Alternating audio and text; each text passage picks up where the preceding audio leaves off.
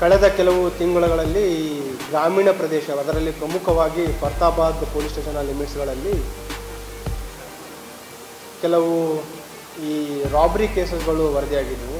ಅದರಲ್ಲಿ 2 ರಾಬ್ರಿ ಕೇಸಸ್ಗಳು ವರದಿಯಾದವು. ಅದು ಗಮನಿಸಬೇಕಾಗಿದ್ದೇನೆಂತಂದರೆ, ಗ್ರಾಮೀಣ ಪ್ರದೇಶದಲ್ಲಿ ಅದು ಪ್ರಮುಖವಾಗಿ ಒಂಟಿ ಮಹಿಳೆಯರನ್ನು ಟಾರ್ಗೆಟ್ ಮಾಡುವಂಥ ದರೋಡೆ ಮಾಡುವಂಥ ಪ್ರಕರಣಗಳಾಗಿತ್ತು. ಇದನ್ನು ಗಂಭೀರವಾಗಿ ಪರಿಗಣನೆಗೆ ತೆಗೆದುಕೊಂಡು ACP ಸಬ್-ಅರ್ಬನ್ ರಾಜಣ್ಣ, ಇನ್ಸ್ಪೆಕ್ಟರ್ ಫರ್ತಾಬಾದ್ ಮತ್ತು ಅವರ ಕ್ರೈಮ್ ಟೀಮ್ ಅವರ ನೇತೃತ್ವದಲ್ಲಿ ವಿಶೇಷ ತಂಡವನ್ನು ಮಾಡಲಾಗಿತ್ತು. ಇದು ಸ್ಥಳೀಯರಲ್ಲಿ ಒಂದು ಆತಂಕದ ವಾತಾವರಣ ಸೃಷ್ಟಿ ಮಾಡಿತ್ತು. ಅದರಲ್ಲಿ ಒಂದು ಘಟನೆ ನೋಡಿದರೆ, ಇದು ತಾಡ್ತಿಗ್ನೂರಲ್ಲಿ ಸಂಜೆ ಸುಮಾರು 8ರಿಂದ 9 ಗಂಟೆ ಸುಮಾರು ಆಗಿರುವಂಥದ್ದು.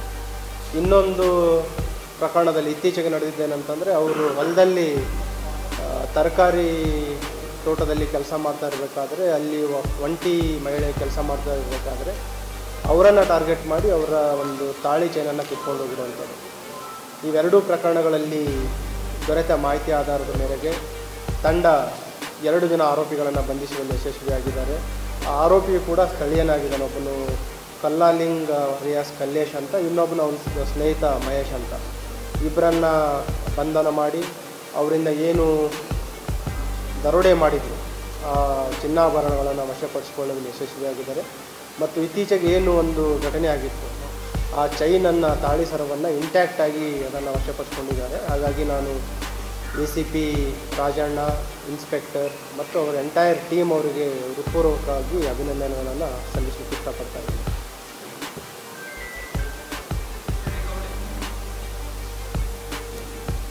ಇದರಲ್ಲಿ ಸುಮಾರು ಅಂದಾಜು 2 ಲಕ್ಷ ಬೆಲೆ ಬಾಳುವ 20 ಗ್ರಾಂ ಚಿನ್ನಾಭರಣಗಳನ್ನು ವಶಪಡಿಸಿಕೊಂಡಿದ್ದಾರೆ. ಏನು ದರೋಡೆ ಆಗಿತ್ತು ಎಲ್ಲ ಚಿನ್ನಾಭರಣಗಳು ಇಂಟ್ಯಾಕ್ಟಾಗಿ ವಶಪಡಿಸಿಕೊಂಡಿದ್ದಾರೆ. ಹೀಗಾಗಿ ಅಲ್ಲೇನು ಒಂದು ಸ್ಥಳೀಯರಲ್ಲಿ ಆತಂಕ ಇತ್ತು. ಅದಕ್ಕೆ ನಾನು ಹೇಳಲಿಕ್ಕೆ ಇಷ್ಟಪಡ್ತಾ ಇರೋದು, ಯಾವುದು ಈ ಔಟ್ಸೈಡ್ ಗ್ಯಾಂಗ್ ಇರುವಂಥದ್ದು ಅಥವಾ ಬೇರೆ ಕಡೆಯಿಂದ ಪ್ರೊಫೆಷ್ನಲ್ ಗ್ಯಾಂಗ್ಸ್ ಬಂದು ಮಾಡಿರುವಂಥ ಅಪರಾಧಗಳಲ್ಲ. ಅಲ್ಲಿ ಸ್ಥಳೀಯ ಒಂದು ಆರೋಪಿಗಳಿಂದ ಈ ಕೃತ್ಯ ಆಗಿರುವಂಥದ್ದು ಮತ್ತು ಹಣದ ಆಸೆಗಾಗಿ ಪ್ರಕರಣಗಳು ಮಾಡಿರುವಂಥದ್ದು ತಿಳಿದಿದೆ.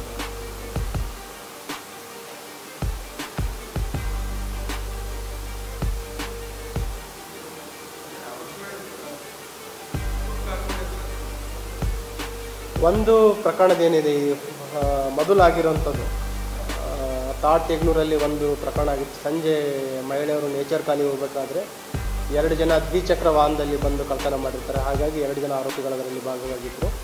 ಇತ್ತೀಚೆಗೇನು ಪ್ರಕರಣ ಆಗಿತ್ತು, ಅವನು ಒಂಥರ ಅಟೆನ್ಷನ್ ಡೈವರ್ಷನ್ ಮಾಡಲಿಕ್ಕೆ ಮಾರುವೇಷ, ಒಂದು ಬುರ್ಕಾ ಹಾಕ್ಕೊಂಡು ವಿಕ್ಟಿಮ್ಗೆ ಟಾರ್ಗೆಟ್ ಮಾಡಿದ್ದ ಅಂತ ಅವ್ರು ದೂರು ಕೊಟ್ಟಿದ್ದಾರೆ. ಮತ್ತು ಅವರೇನು ಕೃತ್ಯಕ್ಕೆ ಬಳಸಿದ್ದ ಏನು ಬುರ್ಕಾ ಆಯಿತು ಮತ್ತು ವಾಹನ ಆಯಿತು, ಅದನ್ನು ಕೂಡ ನಮ್ಮ ಅಧಿಕಾರಿಗಳು ವಶಪಡಿಸ್ಕೊಂಡಿದ್ದಾರೆ.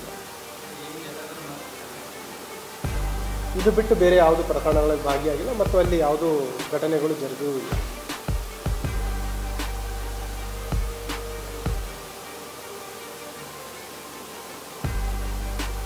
ರೆಡಿ?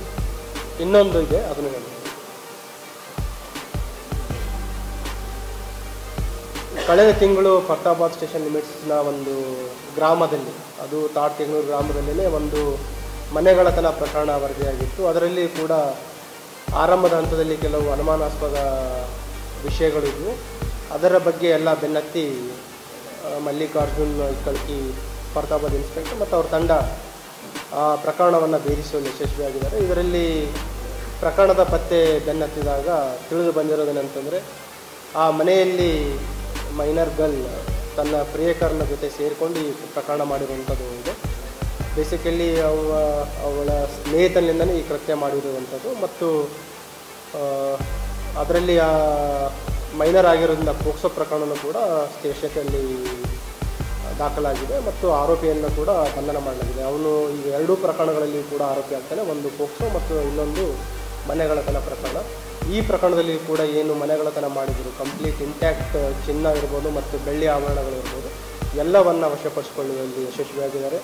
ಒಟ್ಟು ಇವರ ಬಂಧನದಿಂದ ಅಂದಾಜು 3,22,000 ಬೆಲೆ ಬಾಳುವ ಚಿನ್ನಾಭರಣ ಅರೌಂಡ್ 33 ಗ್ರಾಮ್ ಗೋಲ್ಡ್ ಮತ್ತು ಅರೌಂಡ್ 250 ಗ್ರಾಮ್ ಸಿಲ್ವರ್ ಆರ್ನಮೆಂಟ್ಸ್ಗಳನ್ನು ವಶಪಡಿಸಿಕೊಳ್ಳಲು ಯಶಸ್ವಿಯಾಗಿದ್ದಾರೆ. ಈ ಎಂಟೈರ್ ತಂಡಕ್ಕೆ ನಾನು ಪ್ರಶಂಸನಾ ಪತ್ರವನ್ನು ನೀಡಿ ಅಭಿನಂದಿಸ್ತಾ ಇದ್ದೇನೆ.